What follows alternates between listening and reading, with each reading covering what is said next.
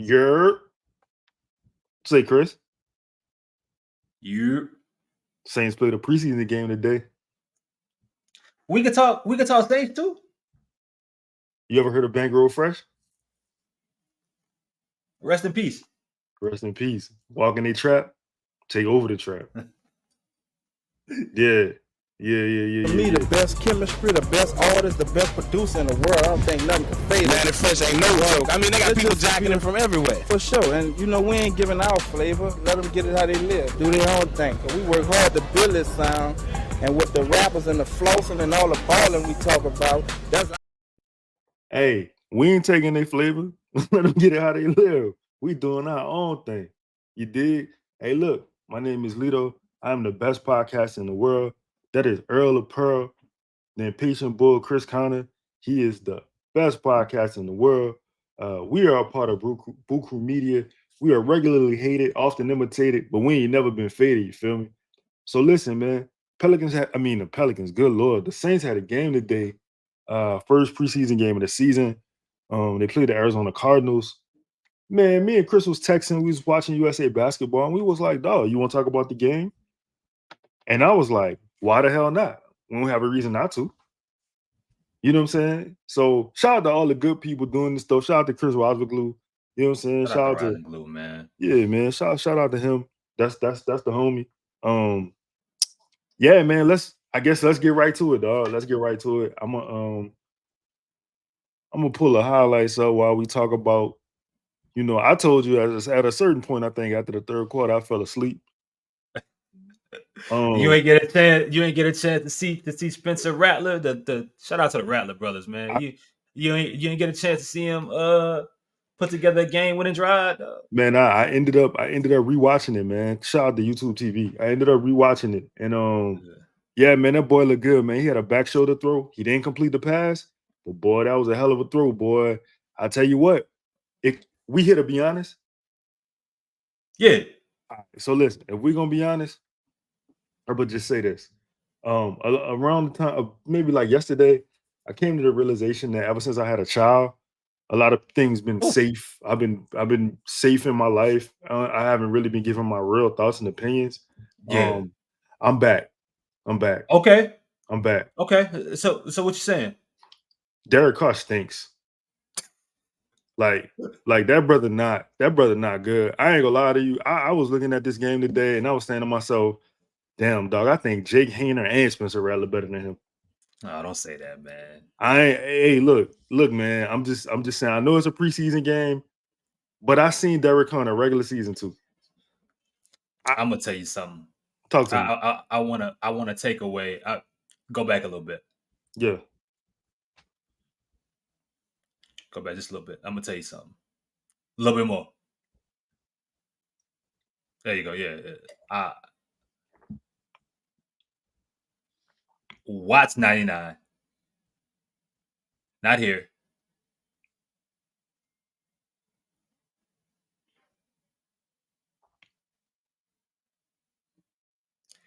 Man, look here. Chase Young? Yeah, that boy, like, yeah. He one of them, dog. Yeah. He like that, bro. And he healthy. He just, you know what I'm saying? I have punted wondering or worrying about this offense. Shout out again to Chris Rosengloof on the network, man, who, you know what I mean, has put together enough more Saint shows that he's probably produced more Saint shows than I watched at this point in my lifetime, man. Bro, you had to get him on here though. Yeah, man, bro puts in amazing work, man. So, but I say all that to say, I was listening to a show that he was putting together the other day, and he was talking about, again, 99, talking about Derek Carr, and I just stopped and I was like, I thought I was like, you know what? I don't care about Derek Carr or the offense. I'm defeated in regards to believing that the offense will be any good until they show me new offensive coordinator or not. Shout out to Clint Kubiak. yeah, I'm just not. I don't want to watch Trevor Penning protect who's ever back there. I don't. But he switched sides, Chris. He went to the other side of the line. Yeah, it's not enough. It's not enough. I'm curious to see what they look like with, they didn't show a bunch of things that they're gonna be using in regards to motion. It's first preseason game, and even second and third. Well, second preseason game, you probably won't even see half of or a quarter of what they're gonna show week one. But you get a chance to see, like, Clint's supposed to bring in motion to a team that was like one of the bottom. Oh my God, was one of the worst in the NFL in using motion. Right? Shout out to Pete Carmichael for that. So I'm curious to see what the creativity element. I mentioned to you number 99 because that's where the love is going to be at for me, dog. I want to watch these dudes get at the quarterback. I want to watch Breezy. I want to watch Chase Young, who's I think is going to be incredible. I want to watch Granderson.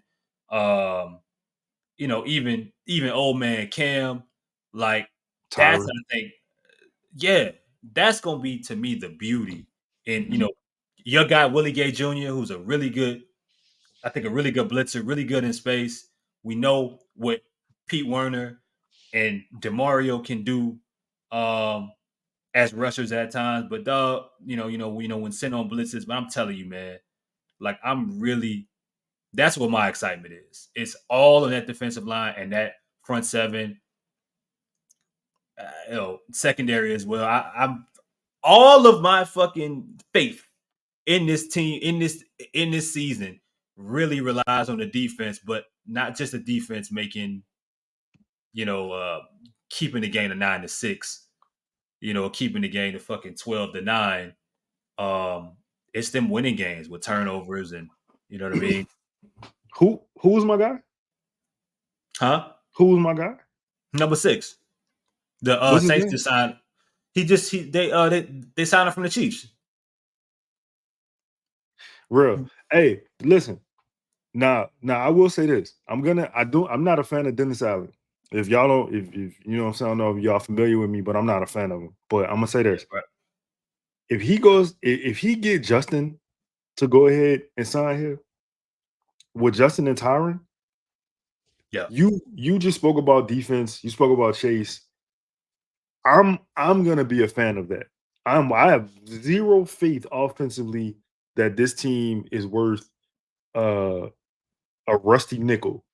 But Yep. But defensively, I do think that they can be special. DeMario still there. You know what I'm saying? They have the makings of a good defense. I don't know how many games they're gonna win. I just don't believe. I was talking to Bun. Shout out Bun. Bun was telling me that this team could be the 0-1 Ravens, not necessarily win a Super Bowl, but the type of production that the defense could give could rival that. I personally think in 2024, you need some sort of quarterback that has the ability to make a big play every once in a while. It's like shooting. Yeah. And I don't believe in Derek like that. And they the Pelicans for real, dog. Yeah. They the Pelicans for real. Yep. But I mean, but I think at least, like, to me, that's some level of beauty. Because last year, while I had I think most of us were we were either cautiously, optimistic or excited about, to some degree, about adding Derek Carr. But even if you were wait and see, or you were pessimistic, because there were some from the beginning that were like this, that the book's already out on him. And shout out to A.T. Perry there, who folks were saying, who the coaching staff was saying hadn't shown much in camp, who had a really good day, but tonight. But last year, outside of Derek Carr, defensively, there were questions about the defensive line. There were questions about who was going to get after the quarterback. There were some real life concerns there. Mm-hmm. Now, those concerns, if they're healthy, are gone, bro. Because I mean, I'm telling you, Chase Young looks amazing, and as he should. The former number 2 overall pick, dog. You know, just his questions, I think, all revolve around health and motivation and motor. Well, look, bro, he's playing for, he knows what he got paid isn't more than likely what he's worth when he's right. He has something to prove. He's trying to get a long-term deal in his next contract. He's trying to get paid that's matching what his ability and his talent says he is. He just got to stay healthy and just go out there and show it. But man, we talk about the defensive line. And you talked about, DeMario, but I mean, we talking about a secondary. Marshawn Lattimore probably only play 6 to 8 games. That's just what we used to at this point. But incredible, still elite. Still elite. Paulson Adebo had a really good year last year. Took away the football. I think made some steps forward last year. You got when everyone was excited about Alontae Taylor, right? But the talent is still there for him. You just drafted Kool-Aid. Yeah. Tyron is still there, regardless of what Charlie Gardner-Johnson thinks. But shout out to CD Deuce, man. How could he ever think that he was better than him though? I don't think even he thinks that. I think like even in a tweet, you see where they at. He ain't saying nothing about Tyron. He just talk about the team. Yeah, because he can, you know what I'm saying. But if you even if you don't add Justin Simmons, and let's say the other safety is Howden or whoever the other safety is, they are fucking talented and versatile. With I think some of the things that they can do back there, and if that defensive line is right, and you're getting the pressure up the middle with Breesy, and you're getting the pressure on the outside for from Granderson and and Chase and Cam and company and some of the other they brought in, I think, Nathan Shepard, and then you got another defensive tackle that I'm forgetting here. Man, look, and you can add that level of help to that secondary. I don't know. 0-1 Ravens is crazy, but 0-1 Ravens is crazy. It's absolutely, you are crazy for saying that, brother. You don't mean that. You kidding. But could they be special? I ain't gonna lie, bro. I mean, talent-wise, certain guys can't drop off. You know what I mean? DeMario can't take he can't take a Father Time, can't be knocking on the door just yet, right? You need him to still be incredible. You need Warner. You need, your guy number 6, Gay Jr. You need Chase to be healthy and ball out. You need Granderson to continue to play well. You need Cam to like, you need some things to go well for you to be special elite. But I think for the first time in a minute, bro, and I don't know what a minute is. A minute could be 2 years. A minute could be 3 years. I think all 3 levels, you got something to be excited about with the defense. So that's fun, right? That's fun. Yeah, I mean, defense is fun. To be honest, we was talking about some bullshit. I want to talk about the Rat Man. The what? Nah, hey, this is toughness. This is what I like to see. You know what's his name? But what's his name? Our period. What you call period T period. What you the Rat Man. The way you just spelled it, that's an acronym? Yeah, righteously achieving touchdowns.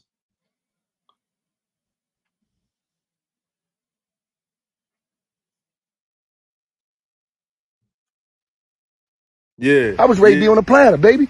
And listen, and they were serving me with sides. The way this thing was like, I peeped the whole thing. I said, oh, you trying to put me on a platter and serve me with sides? I'm talking about all types of sides. It was going to be the macaroni and cheese, the dirty rice, some greens, the collard. Listen, the greens with the meat all in it up. No, Nizzo. That's your man. All right. So, listen, man. You saw what Hainer did in the first in his minutes. Matter of fact, hold on. Hainer what was that? Hainer was 9 for 13. He had 107 passing yards. No touchdowns. We had a 94% QB rating. Rattler was 9 for 17. He had 70 yards, and he scored a touchdown. Well, he ran a touchdown, excuse me. I mean, he scored it, ran, whatever. Derek Carr was 2 for 6. Spencer Rattler had a really, really, really, to me, he had a really good back shoulder throw that I don't know who it was to drop that, but the arm talent is there. Like you see it. Chris, dog, look, my issue with Derek Carr is like the motherfucker can't read a defense. You've been in the NFL for however long you've been in the NFL, and you don't know what it is, and it always ends up, bro. It's two plays. It's either gonna be a check down or a vertical pass. Like it's never gonna be. I don't know. Like he has no. You know, you're talking about 3 levels of defense. He's not like a 3-level passer. So you don't believe in any parts of the second half of last year?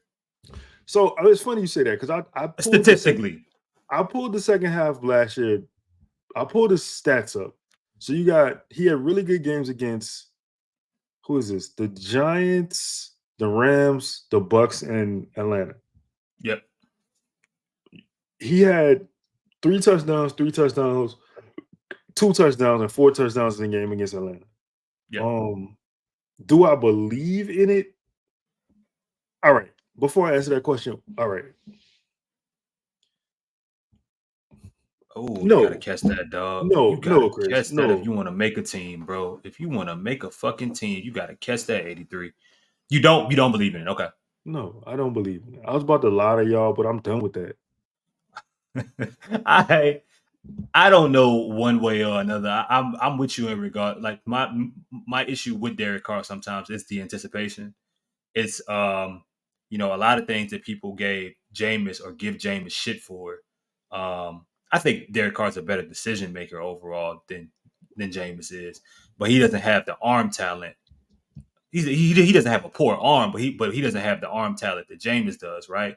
I think Jameis holds onto the ball as well. But I guess the point is some of the things that people over exaggerate or highly criticize about Jameis, when I look at Derek Carr, one of the reasons he was brought in was to not do those things, was to not take certain sacks, was to not make certain throws, was to make the safe throw, make the easy throw, not miss certain things, be a little bit more accurate. All of these different things, like bring just a more polish. And it was definitely inconsistent last season. And in the first half, it showed. I mean, bro, you get one additional win or 1 or 2 wins, you end up winning that division. So that's the thing with him. Can that be consistent? Good catch. Was that a flash in the pan? I just don't know if some of the things that I worry about with Derek Carr are fixable, and I definitely don't know if they're fixable with some of the worries or question marks that the offensive line has. You put a lot of pressure, I think, on Clint Kubiak to be a big part of how you manufacture offense. Maybe that's where the secret sauce is in this whole equation, because the talent is lacking. I don't like you saying secret sauce. Like I ain't gonna lie. I think that's, you don't like that. No, I think you could. I think you could find a better way of express yourself than just saying secret sauce. What about mystery? Let's just leave the sauce alone. I'm gonna read some stats out to you. You tell me how you feel about these numbers and if I'm being too difficult on Derek Carr. I'm listening. All right.